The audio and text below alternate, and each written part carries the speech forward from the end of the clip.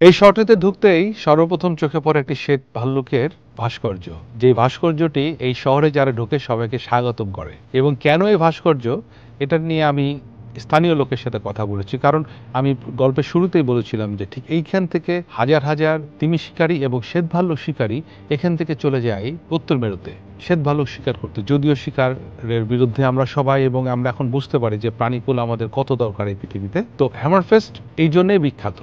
এবং সবচেয়ে ভালো লেগেছে আমার, কেন ভালো লাগে, যে পাহাড়, সমুদ্র, মানুষের যে নীরবতা, নিস্তব্ধতা, সেখানকার গাছপালা, রাস্তাঘাট সবকিছুই যেন একদম শিল্পীর তুলিতে আঁকা। বারবার এই জন্যে আমার এখানে যেতে ইচ্ছা করে।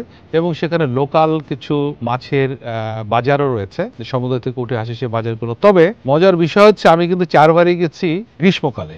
আমি জানি না যে উইন্টারে সেখানে কি অবস্থা হয়। যতটুক আমি গুগলে দেখেছি কিংবা ঘেটে দেখেছি বইপত্র, সেখানে -40 to 50 ডিগ্রি, মাঝে মাঝে 45, এই টাইপের উইন্টারের সময় টেম্পারেচার থাকে। মানে সেখানে খুবই ডিফিকাল্ট একটা জায়গা। পৃথিবীর একদম নর্থ সাইডে প্রচণ্ড উইন্ড, প্রচণ্ড ঠান্ডা, প্রচণ্ড স্নো, সব কিছুর মধ্যেও সামারে সেই শহরটা হয়ে ওঠে আমার চোখে পৃথিবীর সবচেয়ে সুন্দর।